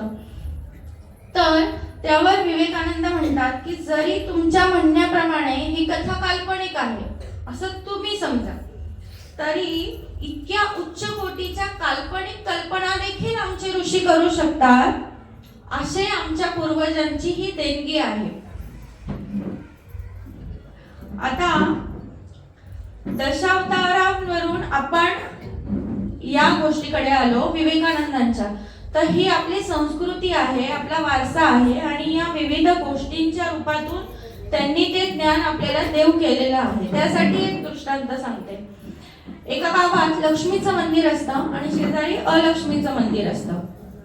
तर एक माणूस जातो सज्जन, तिथे गर्दी दिसते त्याला खूप. तो विचार करतो इथे तर खूप गर्दी आहे, पण शेजारच्या मंदिरात जाऊ. देवीकडे जातो, नमस्कार करतो, घरी येतो. त्याचा मित्र हे बघत असतो, तो हेरतो की सगळे लक्ष्मीकडे जात आहे, अलक्ष्मीकडे जाण्याचं कारण काय, याचं प्रयोजन काय, आता याचं वाईट होणार. पण काही दिवसांनी त्याचं सगळं चांगलं चांगलं दिसतंय. त्याची जेवढी कामं अडकली होती ती सगळी पूर्ण होताना दिसतंय. त्याला प्रश्न पडतो ही काय जादू झाली बा. तो जातो, त्याला विचारतो की मी तुला तिकडे जाताना बघितलं होतं, हे असं शक्यच कसं काय, लक्ष्मीची उपासना केली तर लक्ष्मी येते, पण तू तर अलक्ष्मीकडे जाऊन मागणी केली. तो सांगतो मी लक्ष्मीकडे ही मागणी केली की तुझी कृपादृष्टी माझ्यावर माझ्या कुटुंबावर कधीच ठेवू नको. मग आता ती नाही येणार म्हटल्यावर लक्ष्मीला यावंच लागणार. म्हणजे आपल्याला हे लक्षात यायला पाहिजे की आपल्या संस्कृतीने, आपल्या संतांनी, महात्म्यांनी, देवांनी आपल्याला भरपूर दिलंय, पण ते कसं घ्यायचंय, कोणाकडे काय मागायचंय आणि ते आत्मसात कसं करायचंय हे आपल्याला ठरवणं आहे. आता रामरक्षेचं आपण मघाशी पाहिलं की भगवंत रामरक्षा ज्यांनी आपल्याला दिलेली आहे, तर रामरक्षा आहे, रामरक्षा म्हणतात हे आपल्याला माहिती आहे. पण जर ती आपण म्हटली नाही तर आपल्या मुलांना जमणार नाही. आपल्या मुलांनी म्हणण्यासाठी ती आपण म्हणणं गरजेचं आहे. म्हणजे देव द्यायला तयार आहे, आपण कितपत घेतोय हे आपल्याला ठरवायचं आहे. आणि हे ठरवण्यासाठी गुरु मदत करतात. सद्गुरू जे असतात हा मार्ग दाखवण्यासाठी सद्गुरू असतात. जीवनामध्ये गुरु सेवा आवश्यक आहे. कारण पांडुरंगाचं दर्शन घेऊन सुद्धा, म्हणजे पांडुरंगांनी दर्शन दिलेलं होतं नामदेवांना, तरी सुद्धा मुक्ताईंनी त्यांना कच्चे वाडके म्हटले होते. वाईट वाटलं त्यांना. गेले ते परत पांडुरंगाकडे की तू साक्षात भगवंत मला दर्शन देतोय, तरी ती एवढीशी मुक्ताई मला कच्चे वाडके म्हणतीये. तेव्हा ते विसोबा खेचरांकडे जातात आणि त्यांना ज्ञानाची प्राप्ती होते. प्रभू रामचंद्रांच्या जीवनात महर्षी विश्वामित्रांची भूमिका अशीच महत्वाची आहे. त्यांनी त्यांना अचूक जीवनाची दिशा दाखवलेली आहे. गुरुदेवांना दक्षिणा द्यायची जेव्हा वेळ आली, ती दक्षिणा त्यांनी विचारलं विश्वामित्रांना की आता तुम्ही मला एवढं समृद्ध ज्ञान दिलं आहे, तुम्हाला दक्षिणा काय देऊ. तेव्हा विश्वामित्र म्हणतात की मी ही जी सगळे ज्ञान दान तुला केलेलं आहे, हे ध्येय हृदयात ठेवून तू आचार कर, हीच माझी दक्षिणा आहे. श्रीराम शूर आहेत, पण ते सदा सर्वदा शांत मुद्रा त्यांची दिसते आपल्याला. कोणीही ओळखीचा भेटला तर त्याच्याशी ते सुरुवात गोड बोलूनच करायचे. हे खास वर्णन आहे त्यांच्याविषयी. त्यांना प्रियंवद म्हटलेले आहे. प्रियंवद म्हणजे कधी कधी आपल्याला वाटतं ना की ती माझ्याशी बोलत नाही, मग मी का जाऊ तिच्याशी बोलायला, जाऊ दे. किंवा ती होऊन बोलायला आली तर मी खौट बोलणार, तू तर बोलतच नव्हती माझ्याशी, आता कशी आली. हा जनरल आपल्यासाठी समजावा म्हणून मी हे उदाहरण दिलंय. तसं रामांच्या बाबतीत होतं की ते प्रियंवद होते. ते कोणाशीच कधीही वाईट बोललेले नाही, ते नेहमी सगळ्यांशी गोड बोलायचे. लक्ष्मण हे रामांच्या सतत सहवासात होते. ते शीघ्रकोपी होते, हे आपण पाहिलेले की त्यांना राग पटकन यायचा, पण ते रामांच्या सहवासात होते. लक्ष्मण आणि गुह राजा जेव्हा हे रात्री गप्पा मारत बसलेले होते, लक्ष्मण झोपत नव्हते. रामांसाठी, सीतामाईंसाठी ते रात्री जागरण करायचे. जेव्हा ते वनवासात निघाले तेव्हा त्यांचा पहिला मुक्काम गुह देशात होता, जिथला राजा गुह याच्याशी ते रात्री बसलेले होते, गप्पा मारत होते. तेव्हा गुहाने त्यांना सहज विचारलं की कशी आहे तुमची कैकेयी माता, ती रामांना वनवासात पाठवलं. तेव्हा लक्ष्मणांनी गुहांना उपदेश केलेला आहे, हे पुस्तकात आहे. तर लक्ष्मण म्हणतात की या जगामध्ये घडणाऱ्या सगळ्या गोष्टींचा दोष हा दुसऱ्या कोणाला द्यायचा नसतो. आपल्या सुखांची, आपल्या दुःखांची ही जबाबदारी दुसऱ्यावर टाकणं हे चूक आहे.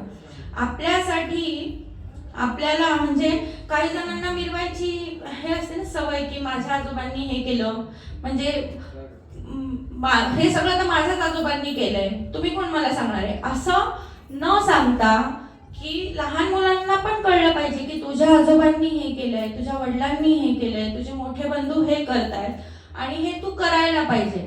म्हणजे माझ्या मागच्या व्याख्यानात देखील आपण हा विषय पाहिलाय की हे संस्कार हे रुजत जातात, ते थेंबाथेंबाने मुलांवर रुजत जातात. ते आपण सांगून होत नाही की तू असं कर, तू तसं कर.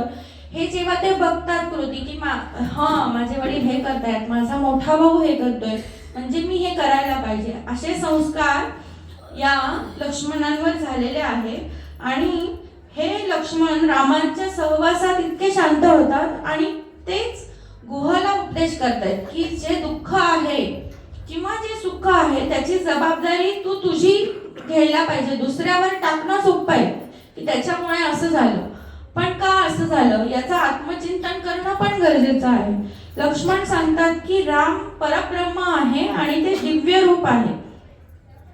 त्यांनी गुहांना जे उपदेश केलेला आहे तो आपण ग्रंथांमध्ये वाचू शकता. तिथे थोडक्यात मी सांगितलेलं आहे. राम आणि रावण या दोघांकडेही बुद्धी आहे, विविध गुणसंपन्न आहेत ते, परंतु सज्जन लोक हे त्या बुद्धीचा उपयोग जगाच्या उद्धारासाठी करतात आणि राक्षसी वृत्ती असलेले हे स्वतःसाठी करतात आणि जगाच्या विनाशासाठी करतात.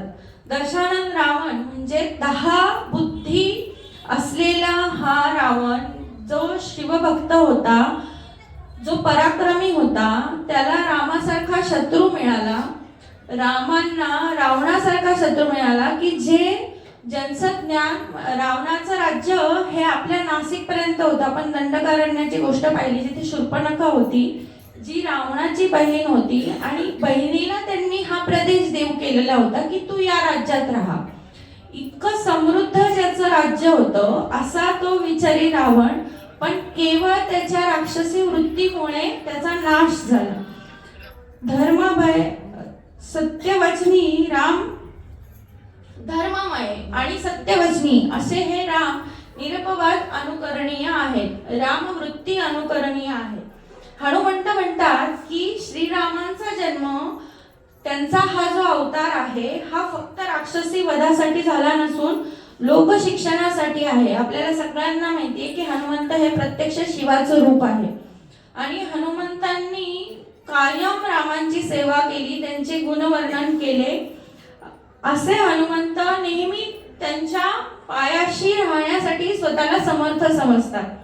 संत रामदास यांनी राम नामाने आपल्या मनाला कसं जागेवर ठेवावं यासाठी सोप्या भाषेत मनाचे श्लोक आपल्याला उपलब्ध करून दिलेले आहे, ज्याने आपण आत्मचिंतन करू शकतो. जेवताना आपण बघतो काही आश्रमांमध्ये प्रत्येक अन्न पदार्थाला राम नाम लावले जाते. म्हणजे वाढताना ते विचारतात मीठ राम, भाजी राम, पाणी राम, आपण असं बघतो. तर ते का म्हणतात असा सहज विचार आला तर काल आपल्याला सुवर्ण काकूंनी गोष्ट सांगितली. राजाच्या दरबारात ते संत जातात, वस्तू चोरतात आणि पुढे जातात. ती चांदीची वस्तू घेऊन ते जेव्हा पुढे जातात तेव्हा त्यांची संत वृत्ती असल्यामुळे त्यांच्या मनात हा विचार लगेच येतो की मी जे हे करतोय चोरी, ती चुकीची गोष्ट आहे आणि ज्या राजाने मला सेवा दिली त्याच्या राज्यातून अशी वस्तू चोरून नेणं हे चुकीचं आहे. परत फिरतात, ते राजाला भेटतात, राजाला सांगतात की तुझ्याकडची अशी अशी वस्तू मी चोरली, मी निघालो, पण हे चुकीचं कृत्य माझ्याकडून झालं, तर याच्यासाठी कारण काय असेल बरं. म्हणून सगळा दरबार विचार करतो. तेव्हा त्यांना लक्षात येतं की जो स्वयंपाक झालेला होता, जे अन्न त्यांनी सेवन केलेलं होतं, तो स्वयंपाक करणारा जो स्वयंपाकी होता तो चोर वृत्तीचा होता आधी, म्हणजे तो चोऱ्या करत होता आणि आता तो या राज्यात येऊन यांच्याकडे स्वयंपाकाचं काम करत होता. म्हणजे त्याच्या मनाचे विचार हे चोरीचे होते. ते विचार त्या अन्नातून त्या साधूपर्यंत गेले. जे साधू असतात त्यांना त्या एका अन्नाने हा संस्कार होऊ शकतो. म्हणजे अन्नातून किती पटकन ते चुकीचे संस्कार आपल्यावर रुजवले जातात. मग जर ते वाढताना आपण त्या अन्नाबरोबर रामाचं नाव जोडलं तर ते जे विकार असतात, विचार असतात, ते नाश पावतात. अशी आपली श्रद्धा आहे. कुणी भेटल्यावर आपण म्हणतो राम राम, आले की राम राम, जाताना राम राम. जीवनात सोपं जीवन जगण्यासाठी राम नामाचा हा जो सेतू आहे तोच आपल्याला भवसिंधू पार करण्यासाठी मदत करतो. गजानन महाराजांच्या समाधी, आपण गजानन महाराजांचं दर्शन केलं असेल शेगावला, तर खाली समाधीचं दर्शन झाल्यानंतर आपण वर येतो, तिथे देखील आपलं रामांचं दर्शन होतं. आपल्या त्र्यंबकेश्वर मध्ये रामांनी भेट दिलेली आहे. इथे राम मंदिर आहे, राम तीर्थ आहे, जिथे स्वतः राम आलेले आहे. कारण आपलं त्र्यंबकेश्वर इतकी परम पावन पुण्यभूमी आहे जी शिवाची आहे, जी नाथांची आहे, ज्यात सगळे संप्रदाय आहे, तीर्थ आहे, उच्च कोटीच्या पवित्र भूमीत जिथे त्र्यंबकराज कणाकणात वसलेले आहे, इथे राम स्वतः आलेले आहेत व आपल्या वडिलांच्या मुक्तीसाठी त्र्यंबकेश्वरला तीर्थ श्राद्धाला महात्म्य असल्यामुळे त्यांनी आपल्या वडिलांचं दशरथांचं इथे तीर्थ श्राद्ध केल्याचे अनेक ग्रंथांमध्ये पुरावे आहेत. अशा सर्वश्रेष्ठ श्रीरामांचा आपल्या इथे राम तीर्थ आहे, जिथे राम मंदिर पण आहे. ध्रुव बाळ, भक्त प्रल्हाद, प्रत्यक्ष माऊली यांनी अगदी लहान वयात इतकं उच्च कर्तृत्व केलेलं आहे, तर त्या लहान वयात आपल्या लहान मुलांवर हे संस्कार व्हावे ही नैतिक जबाबदारी आपली होते.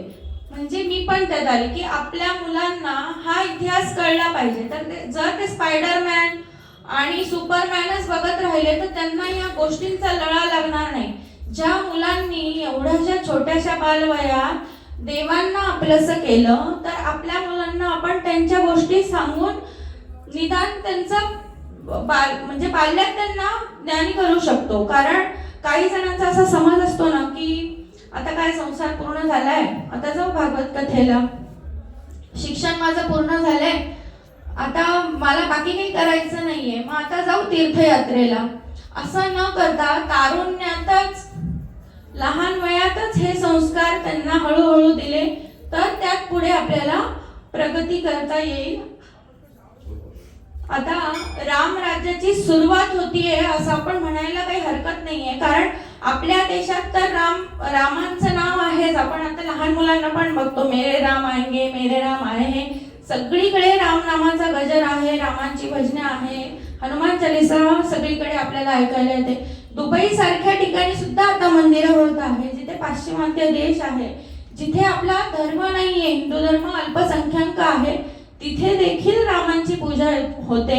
इंडोनेशिया, फिलिपाईन्स म्हणजे काही देशांमध्ये तर जसं राजा 1 राजा 2 अशी प्रथा असते, प्रिन्स 1 प्रिन्स 2, तसं काही एका देशामध्ये राम नावाने ते आहे, रामा 1 रामा 2, आता तिथे रामा 10 नावाचा राजा आहे. अशा आपल्या रामांची कीर्ती अख्ख्या विश्वात आहे. 22 जानेवारी 2024 हा दिवस तर आपण सगळ्यांनी अनुभवला आहे की दिवाळी म्हणजे काय असते. रामलल्ला प्रत्यक्ष त्यांच्या जागेवर आले आणि आता हे राम राज्यावरच्या पथावर आपण आहोत असं आपल्याला चित्र दिसतंय, जिथे सर्व धर्मीय संत महंत असे उपस्थित राहिले आणि एकात्मतेचं दर्शन त्यांनी संपूर्ण जगाला दिलं. संपूर्ण सांस्कृतिक वारसा असलेलं सुजलाम शीतलाम असं आपल्या भारताचं दर्शन सगळ्या जगाला दिलं.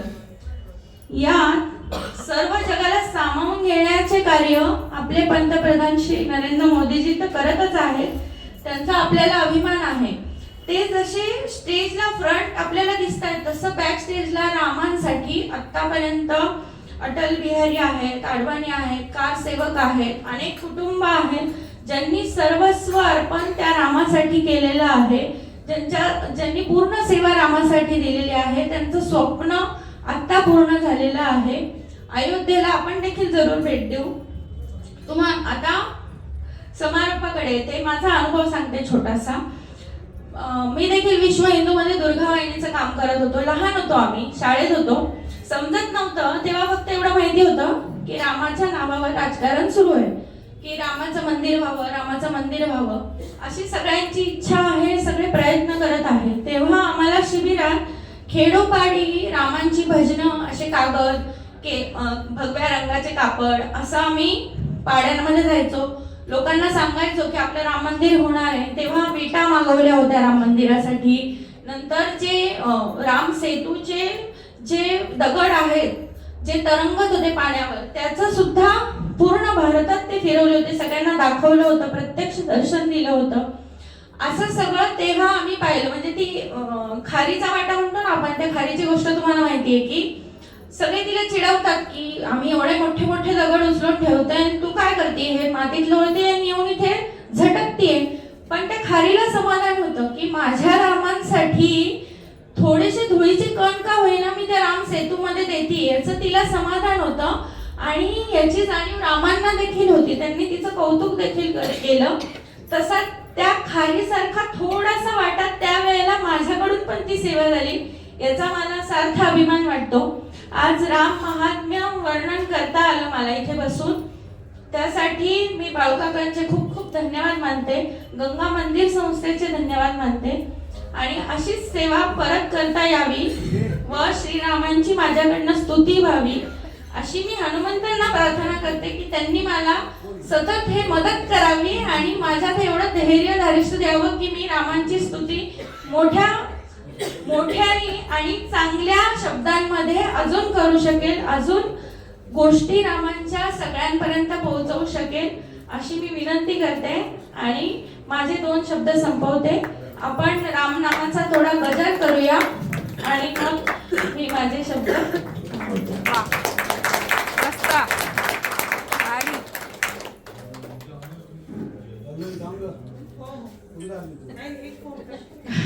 आपण सगळ्यांनी सोबत म्हणूया. श्रीराम जय राम जय जय राम, श्रीराम जय राम जय जय राम, श्रीराम जय राम जय जय राम, श्रीराम जय राम जय जय राम, श्रीराम जय राम जय जय राम, श्रीराम जय राम जय जय राम, श्रीराम जय राम जय जय राम, श्रीराम जय राम जय जय राम, श्रीराम जय राम जय जय राम, श्रीराम जय राम जय जय राम, श्रीराम जय राम जय जय राम, श्रीराम जय राम जय जय राम, श्रीराम जय राम जय जय राम. जय श्रीराम.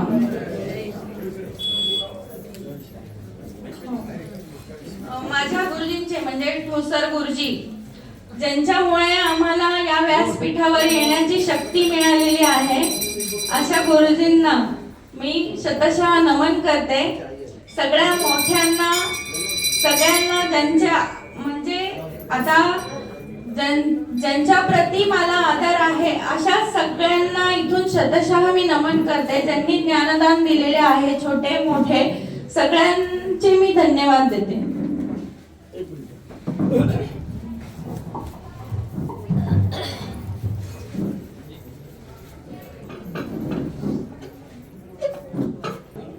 फार मोठा आपण राम देवाचे अनुभव घेतले आणि खरोखर मी नेहमी असं म्हणत असतो बरं का की 1 ते 100 आकडे प्रत्येक आई वडिलांना येत असतात, पण आपल्या स्वतःच्या मुलाला शिकवणं फार अवघड असतं.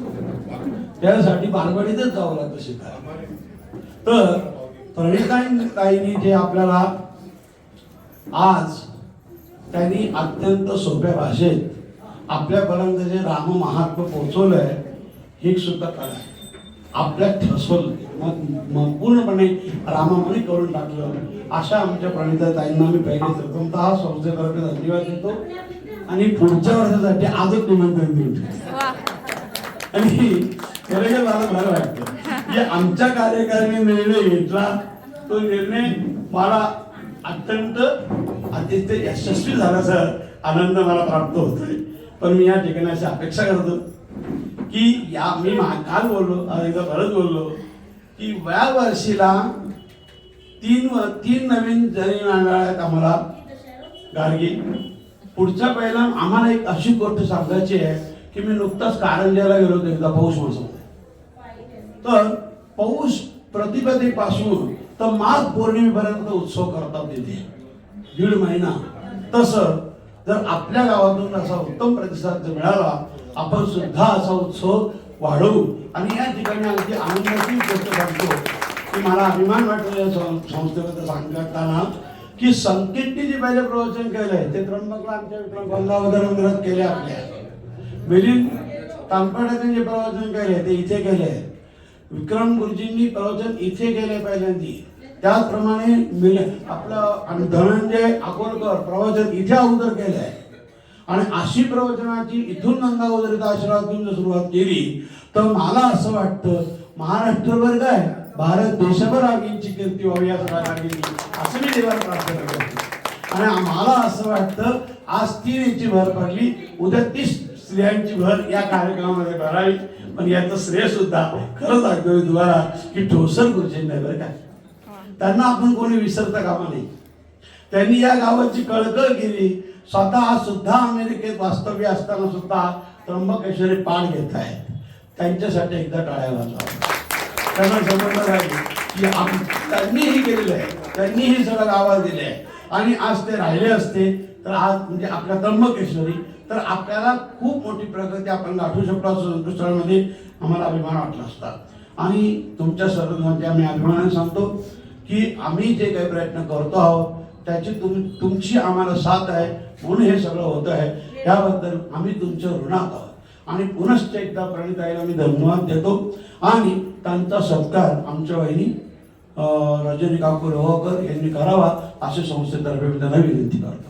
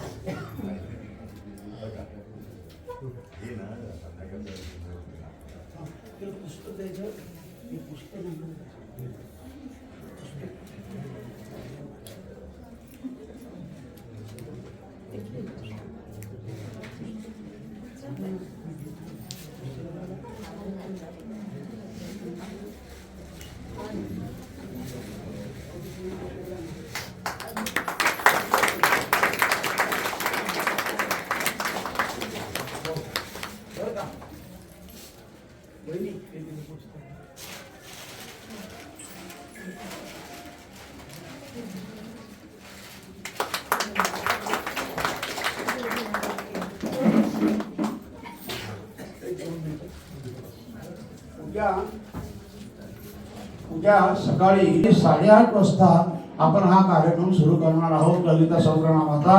तर सगळ्या स्त्रियांनी उपस्थित राहा, श्रवणाचा लाभ घ्या. त्याप्रमाणे ज्यांना येते त्यांनी स्वतः म्हणावं. आणि स्त्रियांनीच यायचं असं कौस्तुभचे काही नाही, आपणही येऊ शकता. एक पाठ या ठिकाणी देवीच्या आपण अर्पण करूया. या सेवेसाठी सगळे उपस्थित राहा असं विनंती करतो. आणि कार्यक्रमाचे पुनश्च विनंती अशी करतो की प्रत्येक 22 तारखेपर्यंत होणारा प्रत्येक कार्यक्रमामध्ये आपण सर्वांनी बहुसंख्येने उपस्थित राहावं. आणि आपला नावचा उत्सव आहे. जन्माच्या दिवशी 5 माणसं सुद्धा या ठिकाणी उपस्थित नसतात. हे फार दुःखकारक वाटतं.